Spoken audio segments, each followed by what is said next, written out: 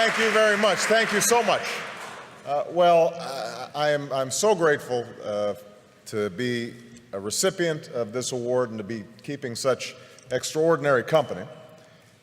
I first of all want to thank all of you who were involved in making this possible, but the main thing that I want to do here is to just say how I'm inspired by the young people who are represented here, because I think that's the purpose ultimately of this foundation. And I want to tell just a brief story because Archbishop Tutu is here, one of my heroes, and let you know where I was when I was about your age.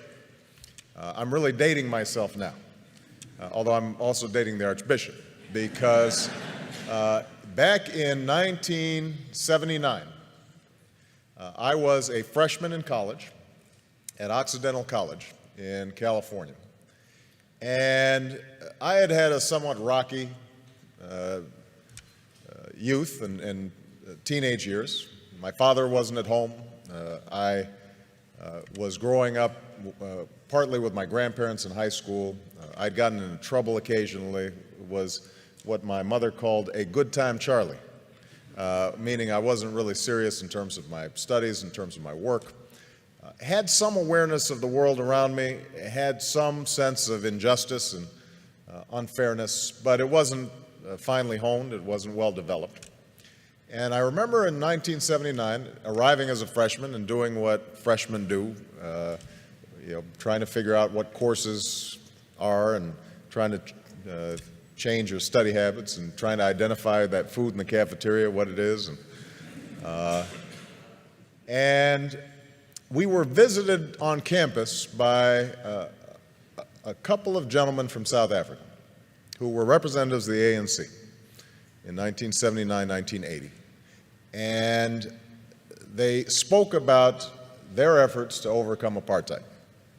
And for about an hour, myself and a group of students listened to these young men who were not much older than we were describe the extraordinary struggles they were going through, the sacrifices that were being made, people who were enduring jail and torture and beatings because they had a sense that somehow, some way, justice would prevail.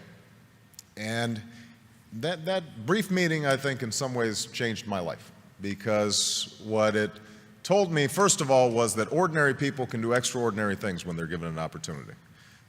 We sometimes think that our leaders have to have fancy degrees or well-educated or some public office somewhere.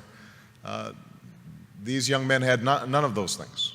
But what they possessed was an anger over injustice that they were able to channel in a constructive, positive way. And I thought to myself that they gave me some sense of the direction that my life might go. And so I became active in the anti-apartheid movement on campuses. And I'm not sure we were particularly effective. As I recall, Occidental College continued to refuse to divest despite the various protests that we organized as students. I transferred to Columbia, and there was similar resistance on Columbia's campus.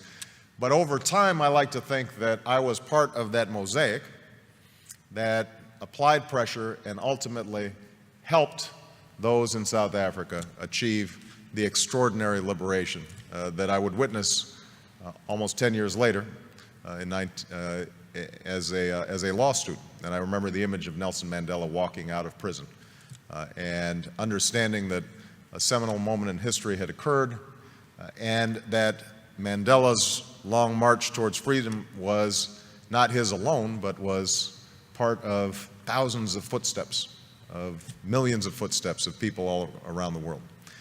And I trace back me getting involved in politics to that moment, because as a consequence of that organizing on a college campus, I became a community organizer. As a consequence of a community organizer, after going back to law school, became a civil rights attorney. As a consequence of being a civil rights attorney, I entered the state legislature, and I now stand before you as a United States Senator and as a candidate for president. And so the primary message I guess I have in receiving this award is that all of you represent enormous potential and enormous possibility for change, because we all know that injustice still exists. It exists here in the United States, in every poor neighborhood, and every inner city, and every rural community, all across the country. There is quiet desperation. Young people's lives are filled with sadness and desperation and anarchy and chaos. And obviously all around the world, we see those same symptoms of hopelessness made manifest in places like Darfur, in places like the Middle East, in places that too often are forgotten about and not written about until they flare up in tragedy. So I hope that all of you who are on the brink of doing extraordinary things decide to channel that talent and that energy and that imagination to figuring out how do you move the process along for a better history. You know, how do you put your shoulder against the wheel and move that boulder up the hill? And I'm absolutely confident that if all of you take up that challenge, the world is waiting for you, ready to be changed. Because I think we live in this moment in history right now where the hunger for change, the hunger for something new, the desire to break out of the ordinary, the self-interested, the petty, the trivial, is everywhere. And they're waiting for you. And so I hope that as you see the recipients of this award, you recognize that it's actually more of a tool to give you a little spark and drive you in the wonderful directions that I hope your lives take in the years to come. So thank you very much. Appreciate it.